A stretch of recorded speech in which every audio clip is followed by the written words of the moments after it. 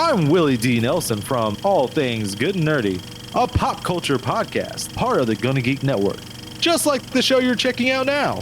Shows on the network are individually owned, and opinions expressed may not reflect others. Find other tantalizingly geeky shows at GonnaGeekNetwork.com. This is the official GonnaGeek.com show. Each week, we run down the latest news and happenings in the world of geek. These are your hosts for the show, Steven, Chris, and SP. Welcome to an all-new episode of the official Gonna Geek Show. I am Steven, and with me, of course, is Chris Farrell. I'm back, baby. Also, we have... No, it's just the two of us. That's what it is. Just the two of us. We can make it if we try. Just the two of us, Chris. No comment on that. No singing. We'll get in trouble with the magic YouTube censors, and they'll put a strike on us. We'll have to get all sad. Then we'll have to mope and write a big page in response and wait for a day for them to literally just uncheck a box and not tell us anything again. So, SP's away this week because I don't know if you know this. We're recording this on Monday, the 6th of September, and in Marca and Ada, it is Labor Day. So SP is away at the lake. I'm sure he's flying his drone. I'm sure he is doing much more interesting things than talk to Chris and I. Well, anything's more interesting than talking to me. I don't know why you guys are all here. I'm not a draw. Before we get into our news, I got two things I want to mention at the top of the show here. Number one, let's give a shout out to our resident guest. He frequently comes on, Sunkast. Sunkast was producing a podcast for a certain podcast called Mat Men, which is over on the GFQ network. So he was at an event with Andrew Zarian and a bunch of other people, and he was helping produce a live podcast, I guess we'll call it. I don't know what we want to call it, but that led to a watching of a wrestling event. Please explain this better than me, Chris, because I'm not into wrestling at all. What was he doing? Well, last night was the AEW All Out pay-per-view, which is one of their quarterly pay-per-views they do. And one of the wrestlers goes by the name of Jon Moxley. You might know him as Dean Ambrose if you are a WWE fan. And part of his entrance is he comes in through the audience to go down to the ring. And when he came in through the audience, he paused and looked out at the crowd. And I looked at the screen and I went, I think that might be Sunkast. And Sunkast texts us and goes, hey, I think I might be on camera. And sure enough, I got the replay of the pay-per-view today because I watched it last night, queued it up, and I was like, that's Sunkast right there. He's a celebrity, made his wrestling pay-per-view debut last night into what is arguably probably one of the best wrestling pay-per-views I've seen in 20 years. So it's all because of Sunkast. And also, just so you know, Sunkast, if you ever guest on this show again, you will be, from this point forward, billed as Sunkast as seen on AEW. That's what it's going to be. He's the all elite Suncast right there. So that was cool to see. I know nothing about wrestling, never been into it, but I did see these clips. I did be a part of that group message that was going on. Most of what was being said between Chris and Sunkast, I did not understand. However, I saw the clips and can recognize how awesome that was. So congratulations on that, Sunkast. You are the most famous of the Gonna Geek podcasters. Also, I want to just give a little note here, a little update. I don't know if you know this. I have a smart home. Have I ever mentioned that on the show, Chris? I am shocked. I never knew that Steven had a smart home. Mm-hmm. Oh my goodness. So I have several security cameras, and I also have some outdoor motion sensors out there, and the two of them tie together in addition to doing some other smart stuff. And I noticed that for a couple days in a row, there was a couple raccoons coming through my yard. Now, where I live, it's not uncommon for a raccoon to come through the yard. Usually it either gets my garbage until I go and put a bungee on it, and then it goes away after a couple of nights of realizing the bungee's there. But for a long time, I've had those garbage cans strapped now, and so I haven't seen them in a while. But it's uncommon, though, to see two of them coming. So after 2 nights in a row of seeing two, I decided, hey, I got to take care of this because I realized I also have a smart sprinkler system. So I decided to bridge the two together. And what I did was when the motion sensor tripped, it turned on my sprinkler system in the zone and it worked. It absolutely worked. Now, looking at the video footage, I realized there's actually 5 raccoons in my yard. So I have since expanded to all the other zones. And unfortunately, the last 2 nights, I have not had them come back, which is good. But I wanted to, at least see my smart home pay off there a little bit. They'll probably come back eventually. But if you want to see this short clip, it's just, I think 45 seconds long of raccoons getting sprayed. You can go to www.geeks.link/wet raccoons. That's geeks.link/wet raccoons. It's all fun and laughs until Steven forgets to take the trash can or put trash in the trash can one night and steps outside and gets the sprinklers turned on himself. Yeah, something like that's going to happen. Something's going to happen. It's going to be like 6 months from now. And you're going to be like, oh, son of a bunch of expletives. And you're going to be like, damn it, this is my fault. But hey, it worked and it scared them away. And that was kind of fun. And actually turns out that when it went off that third night, it was actually 3 of them nearby. And one of them looked like it was ready to fight the sprinkler, which also would have made good video, but it also retreated. So, hey, if you want to talk about smart home stuff like this, come to our Discord server as well. You can go to gonnageek.com/Discord because I did actually share this story in there a couple days ago after it happened. I think it was yesterday, but all the days blend together on a long weekend. Let's go ahead and move into the news.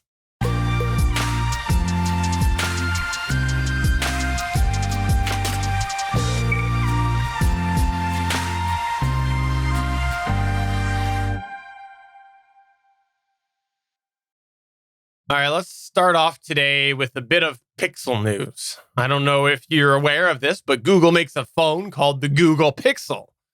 Or as SP calls it, the Pixie. Yes. So the Google Pixel this year, I believe, is the Pixel 6 that is scheduled to come out. Some details have been released. We're still waiting on the official release. So naturally, you must think, hey, Steven's talking Pixel 6 news this week. Well, you'd be wrong because I want to talk about Pixel 3 news. Apparently, multiple Pixel 3 owners are reporting that there is a problem that is making their Pixel 3s useless. According to Ars Technica, there have been a number of Pixel 3 and Pixel 3 XL users that are reporting problems, saying that their phones are essentially being bricked with no warning. The devices are entering what is called Qualcomm's, quote, emergency download mode. You might be more familiar by the acronym or the short version EDL. I know you've probably heard about that all the time. That won't let you do anything with it once it enters this. You can't install new firmware. You can't do anything with the bootloader. Nothing happens. Nobody really knows what's causing this issue or, relatively speaking, how common it is because, again, this is a bit of an older phone. But at the moment, there's no real solution for this. And if you think about it, last year's version was the Pixel 5. So we're talking a couple of years old. Many of these users are probably out of warranties. And if you're in warranty by chance, you're probably getting close to being out of warranty. We don't know what the problems are with this, but there is speculation that it is probably something hardware related, similar to LG's previous boot loop problem that has happened with other devices. But if you have a Pixel 3 right now, and you feel like it's getting long in the tooth, might be a good idea to get off it or at least back up your data or at least get it in the cloud sooner than later. I really feel bad for people with Pixel 3s. You and me, we both had Pixel 2s and I had a Pixel 2, you had a 2 XL. And it was only last year we got rid of those devices. So it's very, very feasible or plausible that there are many Pixel 3 users out there which are quite content with their devices. And I hope that whatever is causing this, there might be some form of software fix that they can implement so that maybe it has to throttle something to prevent this. I don't know. This is not a good situation here. And if they do have to throttle it, then there's going to be all sorts of lawsuit problems, as we saw in yesteryear, where Apple throttled their devices for what they claimed was a legitimate hardware device or hardware concern. But nonetheless, it causes problems with legally. So I'm interested to see what happens here, and feel really bad for the people that are having this happen. I'm curious as to how many people are actually impacted. We get reports on the internet. That's fine. But are we talking about 1% of the user base, 10% of the user base, 25%? There's always going to be weird hardware issues near end of life of devices. This isn't me excusing it. This is more me saying that, hey, this is the kind of thing that happens as hardware, especially the Qualcomm stuff gets old. Because remember, part of what held Android phones back from getting the same kind of extended software support that Apple devices get is Qualcomm has limited years of driver support for things like the modems and things like that are put into these phones. So my guess is they're probably right. It's some kind of Qualcomm issue, and the story seems to indicate that. And you're probably just kind of SOL at this point. And Google, I don't know.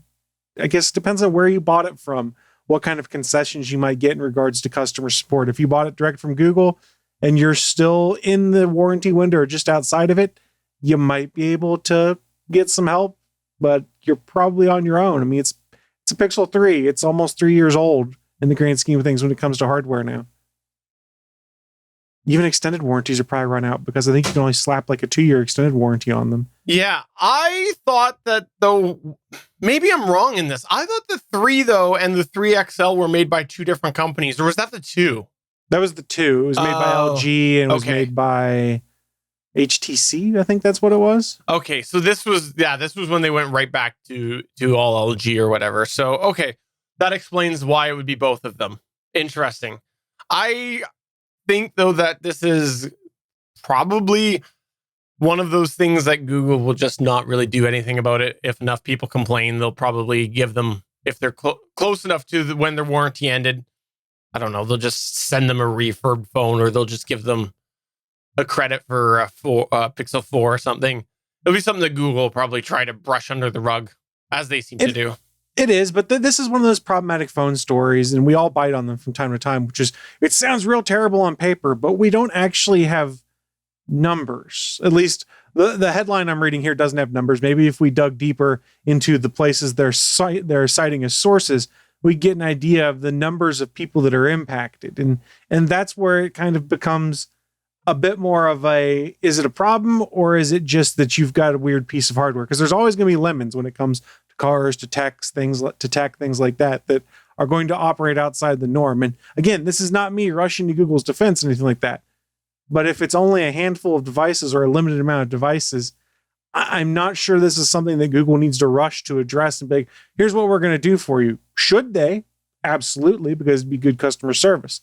But there's no guarantee they're going to. Now, if this was impacting, say, 25% of the active remaining Pixel 3 devices, you got a bit more of a reason to be like, hey, Google, something's really screwed up here. And I just realized what I said there, and I don't know how I didn't trigger my home assistants. Sorry about that, everyone. But it's numbers is what it comes down to. Same thing with the Apple side of things. And this isn't quite the same thing as before the hate mail comes in. Oh, you guys, when the Note 5 watch was going on about phones randomly blowing up and exploding, we're making a big deal of that. Well, there's a difference, because when you have a lemon there, it exploded. When you have a lemon here, it bricks. It's not quite the same level of damage to everything around it. Well, you know what they should do, though? They should just go and give everybody Pixel 6s when they come out who are affected by this. I mean, realistically, if they were going to do it, I'd say Pixel 5As, which have just come out, which my wife has one. It's a pretty sweet phone. All right. Well, anyways, we look forward to seeing what happens here in the future when Chris goes and buys a Pixel 3 and then has this happen to him, because I think he's going to do the research. I mean, I considered at one point in time when I saw some crazy trade-in deal they're offering for Samsung phones, the Pixel 3 was going for like $400 trade-in. I went to swap. I was like, I could buy one for $99. That's basically $300 a trade-in credit if I wanted to get the folding phone. But I don't need a folding phone. I want one, but I don't need one. All right. Well, what do we got next in the news here, Chris Farrell? Let's talk Game Boy. Let's also talk Nintendo Switch. So I don't know if you guys are aware, there is an online service for the Nintendo Switch called Nintendo Switch Online. It's $20 a year for one person or $35 for a family plan that I think either does 4 or 5 people. I can't remember, and I forgot to look it up before the show, I apologize. And if you have Nintendo Switch Online, you get access to a back catalog of games. And right now there is a boatload of NES and SNES classic games that you can play as part of your subscription directly on the Nintendo Switch. Classic games like Mario, like Zelda, like Donkey Kong, things like that. Those are all there and available for you to play. And Nintendo regularly puts out new games onto the virtual console, for lack of a better term. And they kind of just drop them randomly. You'll get one or two new games. They show up at the top of the screen. You go, ooh, I've always wanted to play this game. Well, there are strong rumors coming out now that Nintendo is going to bring Game Boy and Game Boy Color games to the Switch Online library. There's a story over on The Verge that I'll reference here where they say Nintendo may be finally ready to bring its storied handheld gaming library to the Nintendo Switch. Game Boy and Game Boy Color titles will soon join the 100 plus NES and SNES games offered on the Switch Online service. Where does this come from? This comes from rumors on the Nate the Hate podcast, later corroborated by Nintendo Life, and then again last week by Eurogamer. So as far as Nintendo rumors go, this is a lot of corroboration, which makes you tend to think this is going to happen because Nintendo rumors are tough to get out there and tough to get backed up. But now you've got 3 different sources saying this is coming. It's exciting, but don't get too excited because we have no idea what titles will be coming to the Switch console. And remember, it's kind of slow going, them rolling these out. We're still waiting for things like Earthbound, Chrono Trigger, and Super Mario RPG from the classic SNES line to hit the virtual instances on Nintendo Switch. So no clue when these games will be coming or how many will be coming, but it opens the doors for things like Super Mario Land, Link's Awakening DX, things like that are really classic Game Boy games. And personally, I'm kind of holding out hope that this also will include some Game Boy Advance games, which was the next step past the Game Boy, so that we could get things like Metroid Fusion and Fire Emblem. But they're starting to make this $20 a year service I pay for to cloud backup some of my games because it doesn't cloud back up all of my games. And I've complained about that before, so we don't need to hear that today. A bit more useful. And for $20, that's pretty cheap in comparison to what equivalent services cost from Sony and Microsoft. And you're getting 100 plus classic Nintendo games and potentially, let's arbitrarily say, another 20 Game Boy games that might be coming soon. 120 games as part of your yearly subscription that you can pick up, play whenever you want, create your own save points anywhere in the game. It's pretty cool. And from an older gamer perspective, I guess we'll call it, I think it's pretty neat that this is a way to get these classic games in the eyes and in the hands of a younger generation of gamers who might have this service and check it out and be like, oh, I really like Zelda Breath of the Wild. Let me play Zelda Link to the Past or something like that. And then they'll get to play some classic games that I grew up with and get the same appreciation for them. So I'm kind of excited to see what they bring. And I guess it's another good reason to keep my Switch Online subscription. Let's be honest here.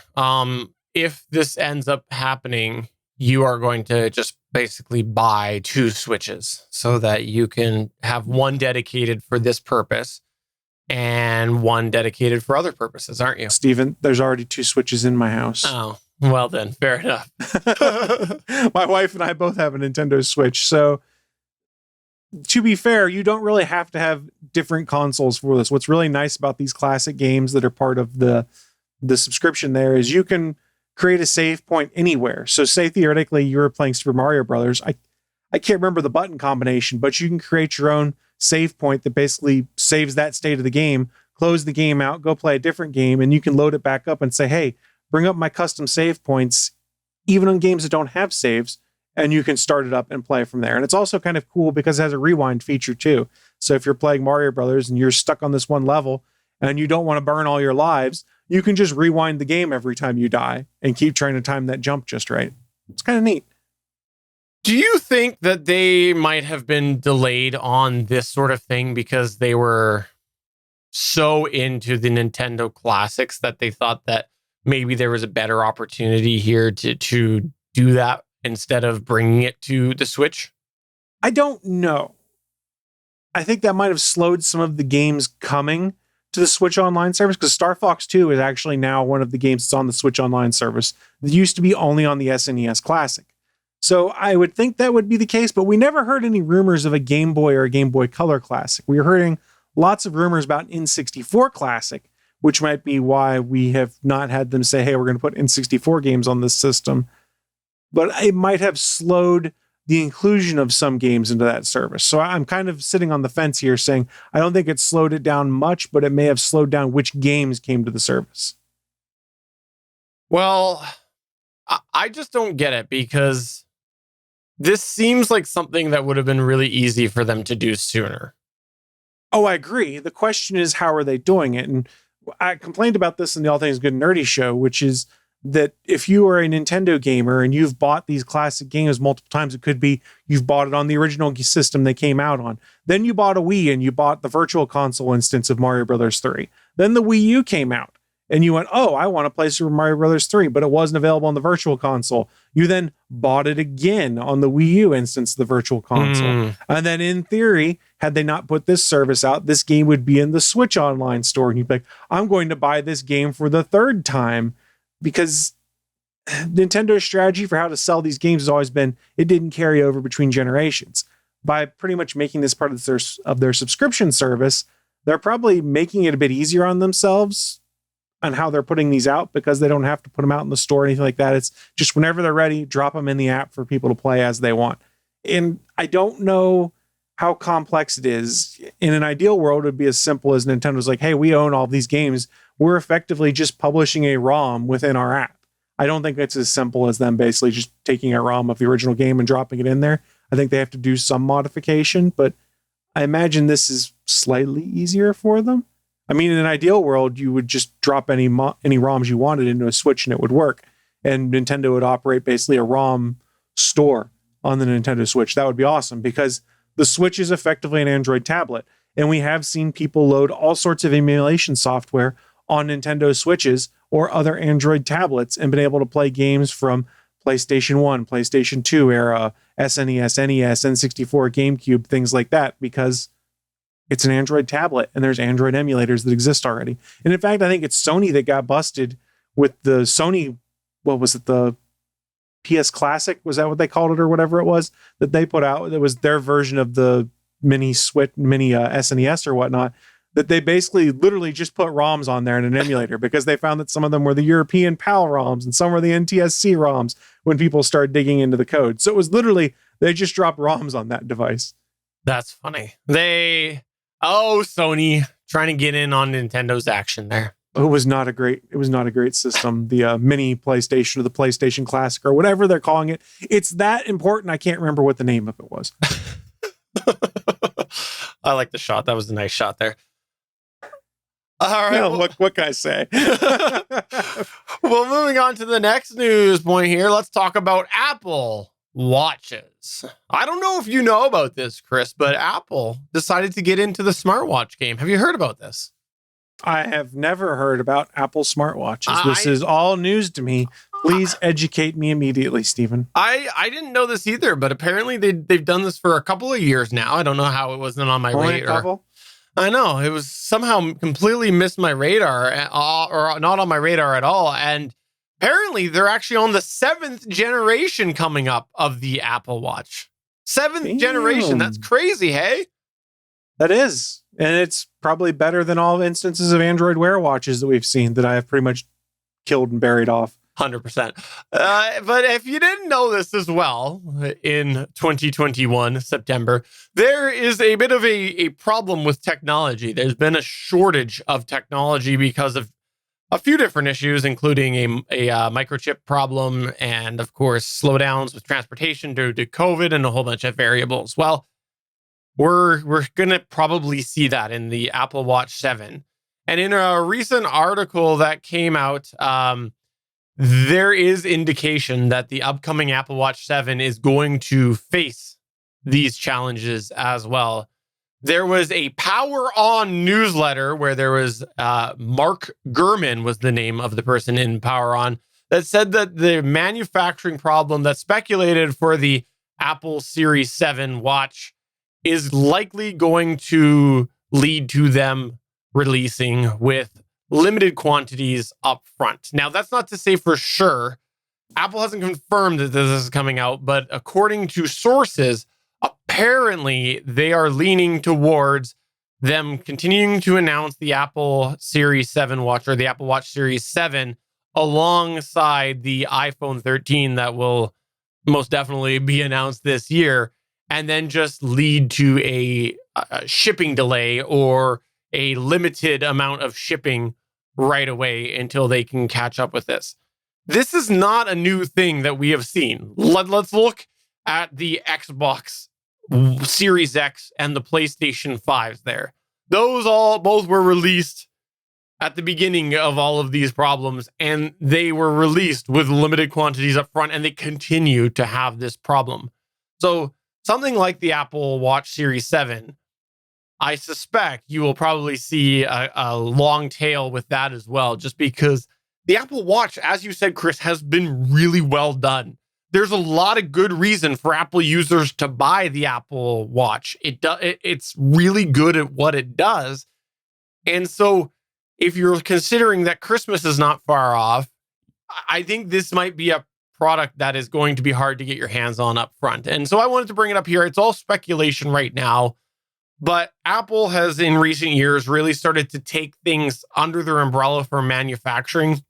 We've seen that with both the mobile and the computer sides of their company. They've made a lot of shifts over the last, well, especially the last 2 years, but leading back to, I think even around 4 or 5 years ago, they started to change a bunch of things around with the way that some of the technology was being made and where it was being made, and have a tighter grip on all of this stuff here. And so to see Apple look like they're going to launch a Series 7 watch with a lot of delay as well just goes to show how big this problem in the world is with microchips and shortages and things like that.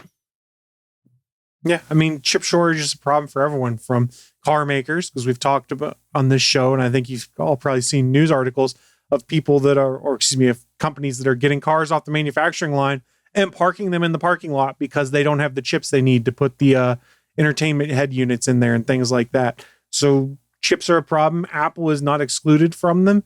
They could get around some of it for some of their hardware because, like, for instance, their new computers and not PCs, their new Mac computers, they do their own processors and things like that now. But things like this, it's going to be tough. And I think cell phones are going to be tough right now in the short term too. I think you're going to see limited numbers of the iPhone 13 that'll be coming in addition to the Pixel 6 and the next generation of Samsung products. The supply lines are probably be constrained a little bit because it's tough to get chips. And this is just the new norm we're in. But at the same time, we also need to start considering most of these devices we get now have multi-year support. So we may not need it even though we want it. So if you don't necessarily need it, don't stress yourself out by trying to find one of these things. Don't let FOMO rule your life here. If you have an Apple Watch 5, don't be like, oh my God, I have to have the 7. Your 5 is probably fine until a time when the supply lines aren't as constrained. Yeah, and I'm curious to see if this will affect pricing as well. Apple, well, that'll be the interesting thing, yeah. Yeah, I haven't read any rumors about it, but Apple has not been one to be on the downward trend of pricing. So short supply here I wonder if it'll lead to more expensive Apple Watches as well. Well, the problem is it's going to lead to more scalpers getting these things and having an insane markup on eBay. It's the problem we've had with the consoles this generation too, is that scalpers have tools that allow them to basically gobble these things up as soon as they become available in stores, online stores that is, and then they'll be sitting on 10 Xboxes or 10 Apple Watches and they'll go list them on eBay for 2 times what they're worth. And some people want them enough that they will pay that for it. And I really, really dislike scalpers. All right, I guess I need to get myself an Apple Watch so I can sell it. All right. I see what you did there. Moving on to our next news point here. What's going on with the real Mass Effect? Well, we're going to talk about game engines here for a second. So this will get a little fun right now, but there's some rumors going around right now. Is this, by the way, like the choo-choo engine? Is that what this is? I choose you, Stephen, Perfect. is what it means. Thank you. I appreciate that. A little Simpsons callback there for everyone. But we are going to be talking about game engines. This is what basically behind the scenes is used to develop and run these games. And we're getting some news about the possible selection of a game engine for Mass Effect 5, which has had a teaser trailer released for it.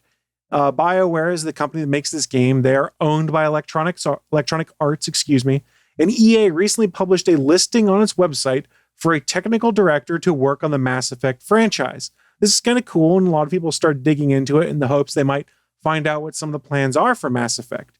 In among all the requirements on there, the listing cites that experience with Unreal Engine 4 and beyond would be seen as an asset for potential candidates. Why is this a big deal? Well, Mass Effect 1, 2, and 3 were all developed with the Unreal Engine, which is owned by Epic Games Studios, things like that. They have their game store, things like that. With Mass Effect Andromeda, which was, in many people's eyes, a misfire in the Mass Effect series and had some graphical issues, EA said, hey, we're going to use our own Frostbite game engine here to develop this game. And it led to a lot of problems for developers because this is an engine that was designed to support first-person shooters and sports games and things like that. It didn't really work its way over very well to an action RPG and a lot of the things that were required there. So this listing has a lot of fans speculating, going, perhaps they've kind of learned a lesson here that Andromeda didn't work so well trying to save money by using the in-house game engine. We need to go back to licensing the Unreal Engine, which we used to develop the first 3 games, which they probably had to play around with some as they just re-released Mass Effect 1, 2, and 3 as part of the Legendary Edition. And it looks like they're going to be using the Unreal Engine for the 5th entry in the series, which I take as a good sign and a sign that maybe they've realized that, we screwed up originally. This move over to the Frostbite engine was kind of a bad idea for a consumer perspective, at least. From an in-house perspective, had it worked, it would have saved them a ton of cash. But it didn't. It led to a bunch of developer consternation. And if you go and start reading a bunch of these stories that came out in 2017, about the same time that Mass Effect Andromeda came out, a lot of the stories from behind the scenes was this game engine was a nightmare for us to work with. We were constantly having to develop custom code, custom things to do stuff that was just simple to do in Unreal. So hopefully, fingers crossed, we're seeing BioWare pivot back to the Unreal game engine for their RPGs. I'm hopeful and cautiously optimistic that this means Mass Effect 5 won't be terrible. And that's a bit of an over-exaggeration on Mass Effect Andromeda. It wasn't terrible. It just wasn't very good at first. There was a lot of polish missing. And the fact that it didn't sell very well and was critically panned meant that all their planned DLC got canceled, which was really annoying for someone who likes story-based single-player RPGs. So cautious optimism. They're going back to the Unreal Engine, and maybe Mass Effect 5 will be better for it.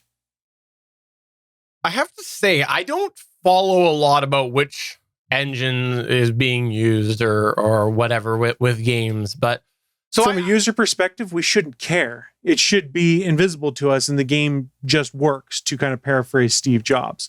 But the only reason we know as much about it, like I said, is because of all of the interviews and stories after Andromeda came out, that the engine that we selected for this was problematic because it was never designed to do a lot of what we made it do. Well, it's interesting because, when I first long time ago heard about games using the Unreal Engine, it reminded me of my glory gaming days of Unreal tournaments. So do you think we could get we could get like a Mass Effect 5 tournament game? Well, you say that facetiously, but Mass Effect 3 actually had a really fun multiplayer mode in it. Yes. There was a cooperative, team-based kind of horde mode, similar thing like we have in Gears of War. So it is possible that multiplayer could go into it, because if they put multiplayer in, then they can sell loot boxes, and we all know how much EA loves to sell loot boxes. Well, I am interested to see what happens with this. It'll be good if they realize that there was a big misstep, we'll call it, on their part, and they can learn from their mistakes and move on. That's what's so shocking about this, assuming it happens, is it would mean that Electronic Arts is capable of saying, hey, our bad, and course correcting on something, versus throwing more money at something that wasn't working. That does sound more like EA. I'm not trying to be negative here. That's just what we've seen in their past stuff before. You know what? This hasn't been working. Double down. That's the EA slogan. Throw more cash at it. We'll just put more loot boxes in to make up for it. All right. Well, I got one more thing I want to throw in here, something I had just read before the show here, which is apparently Amazon's working on a live audio platform for the A-word devices. Yes, apparently they're trying to get in on that Clubhouse action because Axios is reporting that Amazon's music division is actually leading this new effort. And apparently the rumors include that they'll be paying podcast networks and musicians and celebrities to use the new platform that they're working on for live conversation shows and events, of course, in order to drive traffic there. I don't know. If you didn't know about this Clubhouse, it was one of the things that really took off where basically you just chat. That's what it is. It's a streaming chat. Isn't Clubhouse dead already? I mean, for some people it is. Pass? I think it's still going on for some people, but it's caused a whole bunch of spin-offs in any case. And apparently Amazon, as they often do want to get in late to the game on this. And apparently they are working on something. Again, this was according to Axios, so I don't know the details on that, but hey, I guess they could pay us to use it. I mean, assuming the terms of service aren't terrible like it was to originally get your podcast added to Amazon's podcast directory. No one said our conversation had to be good, Chris. We could just record ourselves saying a bunch of things that don't go with each other and just play them back. So we're just put it on autopilot. We can just make an AI tool that takes all of our old shows and uses those words to say something else. Or we just play our old shows. I like it. We'll just do that instead. It's the Gonna Geek streaming channel. You'll just grab one of whatever show's on tap. Yeah, I don't know how this would work. It's interesting, the idea, though, of baking it into a smart speaker. I think that is an interesting concept because that would probably be where you'd be a little more likely to just, have a conversation. It is by something that's nearby. It's interesting from a listener perspective. As someone who produces content, it sounds terrible to me to use an Amazon Voice Services device's microphone to capture voice in a Clubhouse-like environment. Because if you go in the A-Word app, you can go and replay things that you've said on there because you can sometimes go back and be like, hey, this is wrong, and report it to them. And the microphone or the audio quality is not great, and I'm not a huge audio snob. Can I give a callback to JS? It is poo-poo. It is poo-poo. JJ Abrahams wouldn't like it, according to JS. Yeah, there's your real callback on that one. But these devices aren't designed for this conversational kind of thing. Like, I know we've probably all in a pinch used one of our Google devices or Amazon devices to make a phone call. At least I know I have. But anytime I do that, whoever I'm talking to is like, you sound like real echoey. You sound like you're really far away. And it's because no matter how good their beam forming is for their microphones or anything like that, they're not as good a microphones as what a podcaster is paying for to put in front of their face, or as simple as what's in your Bluetooth headphones, the microphone that's in that, because proximity is a big deal. No, I agree. And I guess that's where the distinction would be important, because if they are looking to actually use this content in podcasts and things like that, I 100% agree. I think it would be terrible audio and it almost unlistenable. But if they're just trying to get big podcasters to use this, to leverage them in just like an offline, like off-show sort of capacity, build a community, that's where I think you might see a little bit more of that, because Discord has worked for a very long time with the live channels for some people. For a lot of people, it has not worked because there's not a lot of people who are willing to just sit down in the ways that they can connect to Discord and have a voice conversation. But I think you might get some people who would use their Amazon devices to have just to drop into a conversation sort of thing. But I don't know. All of these things are probably going to be, oh, you remember when there were all these audio services in 10 years time from now? Probably. You know what they should do? They should create this idea where people can have like a show together over the internet, and then they could put it out and people could listen to it on their own time. A netcast, if you will. Yeah, that'd be a good idea.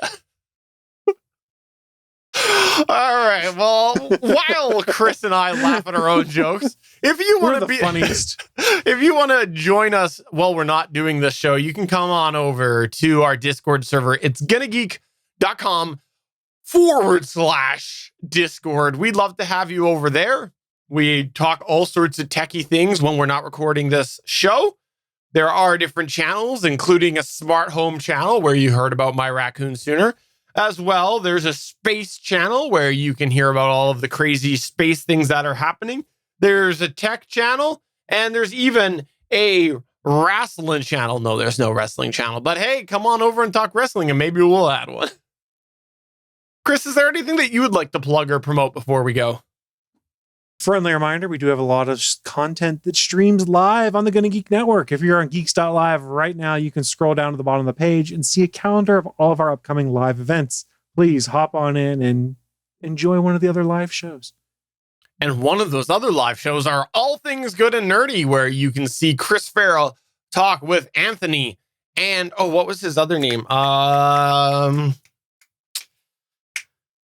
George Nelson is what it was. George Nelson. Yes, that's right. You can check that out on All Things Good and Nerdy on the Gonna Geek Network. So, for episode 390 of the official Gonna Geek Show, I'm Steven saying, yep, SP is at a lake. That's where we all should be. His lake, actually. I'm Chris. Goodbye and good night. Also, Sunkast, again, AEW, or as seen on AEW Sunkast. He's the famous podcaster now. Bye. Yes.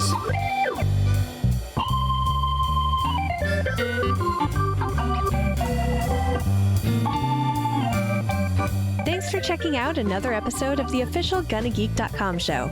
If you like the show, please give us a 5-star review in Apple Podcasts or a thumbs up on YouTube. You can always join us for our live recording sessions, which stream Mondays at 8:45 p.m. Eastern at www.geeks.live. And remember, you can find our full back catalog at GonnaGeek.com/show. If you're itching for more geeky content, check out other shows on GonnaGeekNetwork.com. Voice work was by Emily Prokop of The Story Behind podcast. That's it for this episode. We hope to see you back again next week.